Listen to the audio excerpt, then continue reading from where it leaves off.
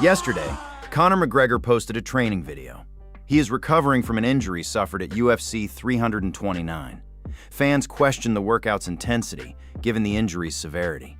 Orthopedics and sports medicine specialist Dr. Brian Sutterer also expressed concerns on X. He then released a video detailing McGregor's injury. ACL tear this quickly. And then the most recent exercise video we saw was him just cranking it out on this rower. I mean, like, you would look at this and not even know which knee was injured. Like, this range of motion to get that deep into flexion is fantastic. To be able to push off like that, seemingly pretty equal through both knees. Again, like, quad activation looks fantastic. Doesn't seem to be even the slightest bit of swelling in his knee.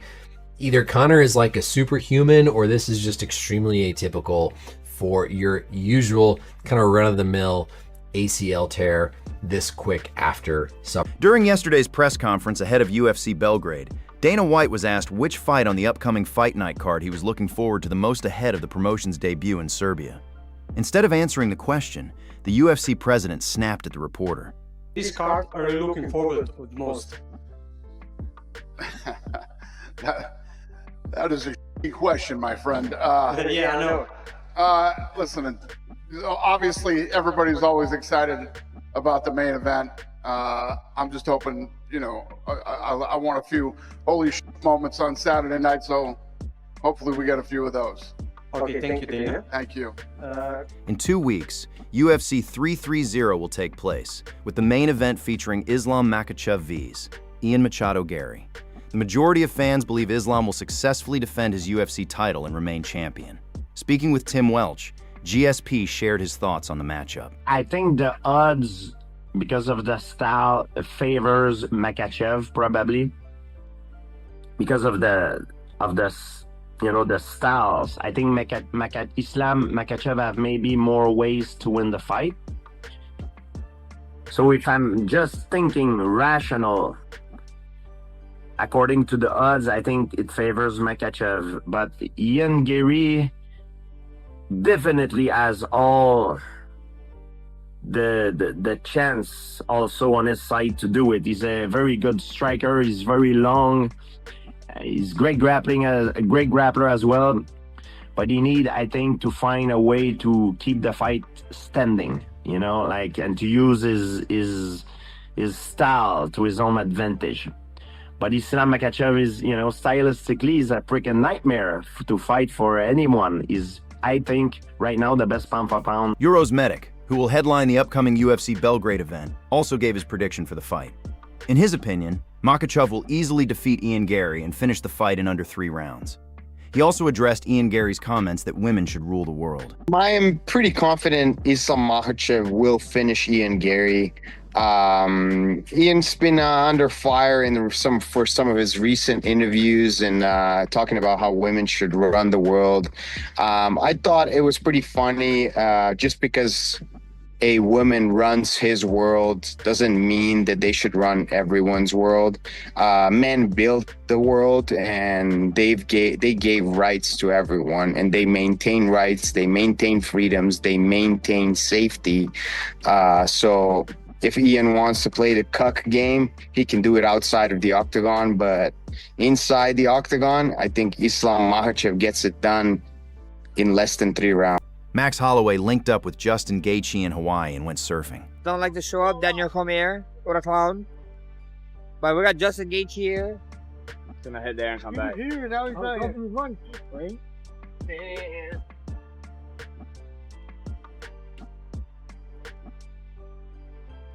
What's up? Who? Up here? Smoke it. Put. But I know where I learned from. You're not giving props. You give props so you learn. You know what I mean?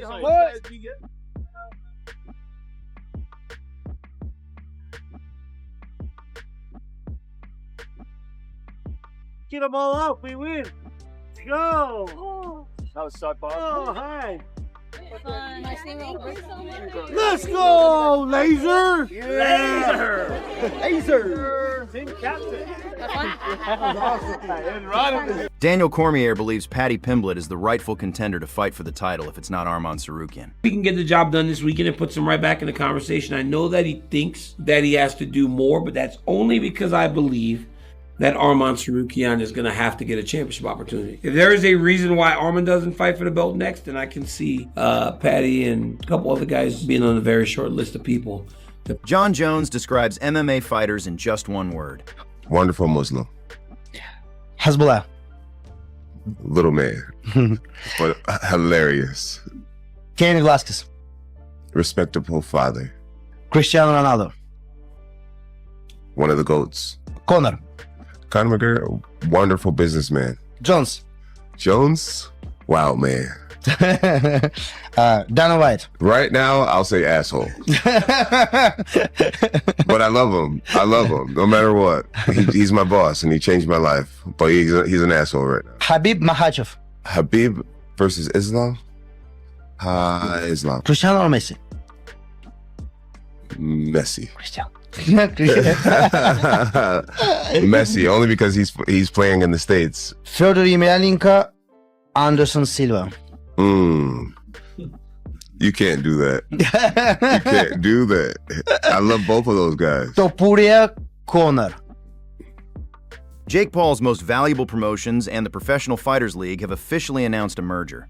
PFL CEO John Marson confirmed that the merger will become official on January 1st, 2027. Under the new structure, the combined Fighter First company will operate under the MVP banner, bringing together world-class boxing, MMA, and live events. The merger also combines the PFL roster with MVP's vision and its strong relationship with Netflix. With the UFC's massive deal with Paramount, Scott Coker's return to MMA, and now the merger between MVP and PFL, 2027 is already shaping up to be a huge year for the sport. We decided to team up with PFL to really go and change the landscape and give fighters the opportunity to have the viewership and the big paydays and to go ahead and compete with the UFC head. The PFL and Jake Paul's MVP Promotions announced their merger yesterday.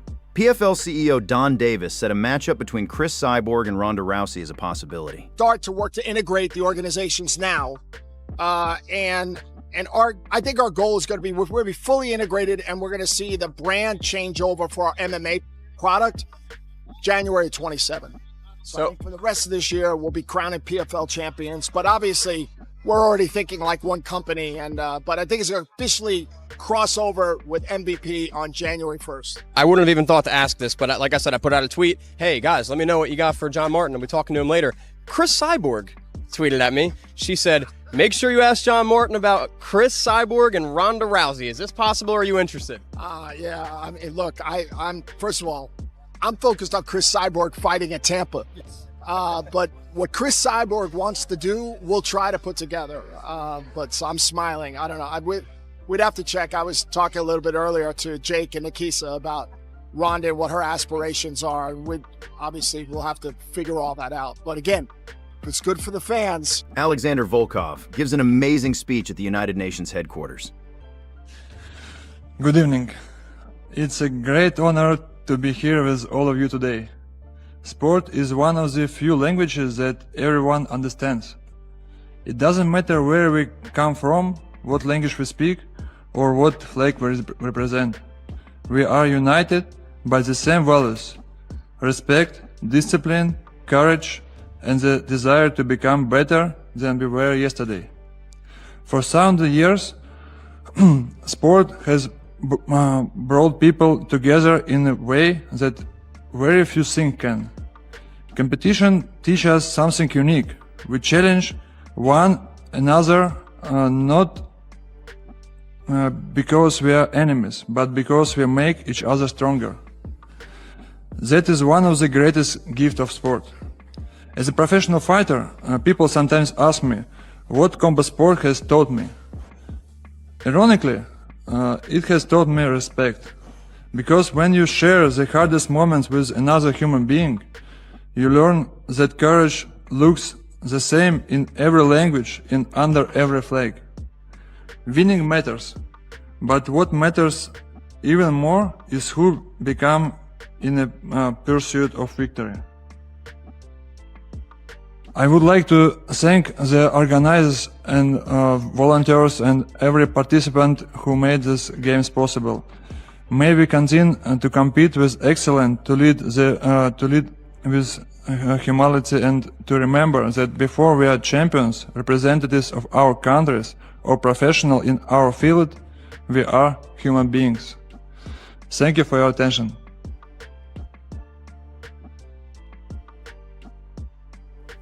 Sean Strickland recently played the hero after helping save a man from drowning at a lake in Nevada. The UFC middleweight champion was spending time with friends, jumping from a cliff roughly 50 feet above the water.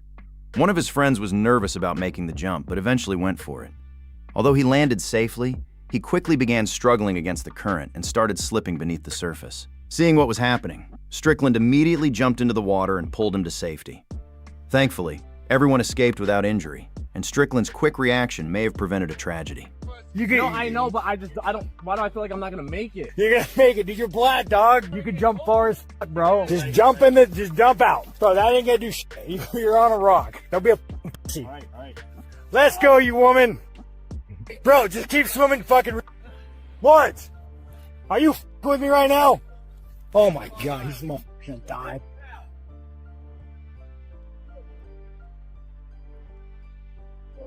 Just keep swimming, retard. I almost there, fucking retard. Keep going. Keep going. If we're drowning, I'd jump in there, push you the last. First off, feel like I got whiplash from the water. 2, it's freezing. I go in a shock, realized I couldn't touch the ground, tried to swim. It's too cold, I gave up and I couldn't breathe. Sean is keeping up with his usual side quests. This time, he's jumping a motorcycle down a flight of stairs. Oh, it's me, that. Faster, bro. Yeah, a little faster, more huge. This is fun, bro. I love it. Let me tell you guys, in my travels throughout the world, I made a lot of really cool people. On X, Sean shared an update on the condition of his shoulder and also hinted at a rematch with Chimaev as his next fight. He wrote, "Y'all keep asking me when I'm gonna fight again. Shoulder is getting solid. Need a little longer. As to who I'm fighting, Chimaev keeps running his fucking mouth. Want me to teach you how to cut weight so you can stop bitching for a second? L?" Khamzat responds, writing, "This coward started talking again. When you see me again, ask for forgiveness. You're good at that. The most important thing is don't cry like a girl next time." He added, "This girl cried too much. I felt sorry for her. I gave it away like a guy lets his girlfriend do his laundry." Here are the top 3 memes found on the internet. Number 3 meme was posted by @BiggisBlobson. Number 2 meme was posted by @Smarians. Ilia Topuria has fully recovered. This follows a brutal beatdown he sustained against Justin Gaethje.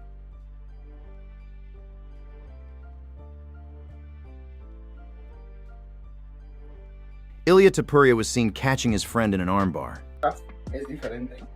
Vale, ya la ganó. Número de cuenta, ¿dónde está la caja fuerte? Dana White has reacted to the Anthony Smith situation.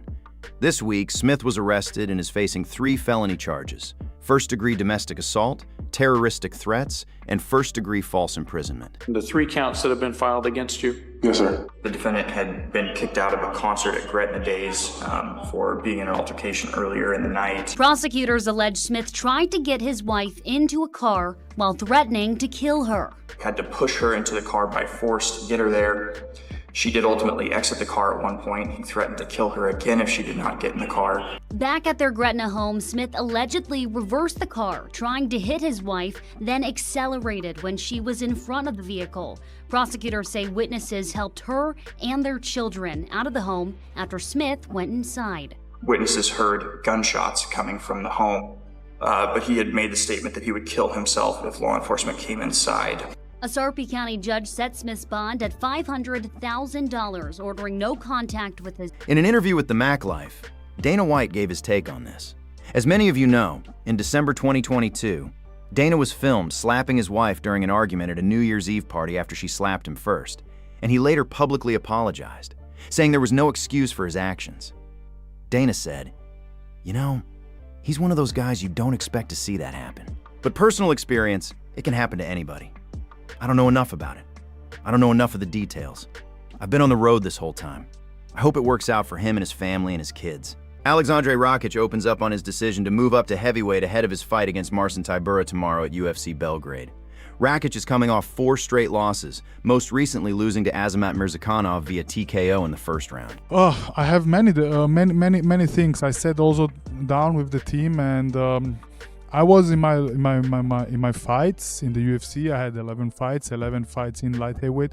I was in my fights always the bigger guy, and I'm always a big light heavyweight. So, but by the years and getting older, year to year, I put more muscle mass on myself, like naturally. And the last 2-3 fights, I was cutting a lot of weight, like around 17 kilos. That's around 38 pounds, and that's a lot. And yeah, just to recover after those the cuts, it needed. It took me like already almost 2 months. So I just want to be more active, and also I want to have a life also after the MMA career. I've been in a martial arts game for about 20 years. I started as a kid with kickboxing, and I had my first fight at 14. So even when I was 14, I was cutting weight already. Not so much, but maybe 2-3 kilos by day. By year of the year, it was even more and more and more. So when I came to the UFC, it was about 12 kilos, then 13, 14, 15, and the last fight 17. So then, I went to my doctor just to check everything, and then he told me like, it's good that what you're doing, but for your health, it would be better to stop it. And like I said, I'm big enough to compete in the heavyweight division. I have the reach, I have the height, and I have the weight. So yeah, and I think I have the advantage because I'm getting used to the light heavyweight speed, explosiveness, agility, and this I think need to play out in my favor. In the Conor McGregor said, "Where there's a will, there's a way." Will, there's a way. And where there's a way, there's a billion ways, baby.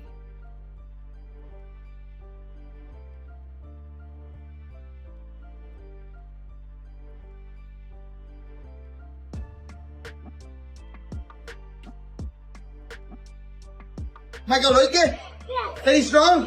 Yeah. Michael strong? Yeah. Yes. Strong boy. Healthy boy. Happy boy.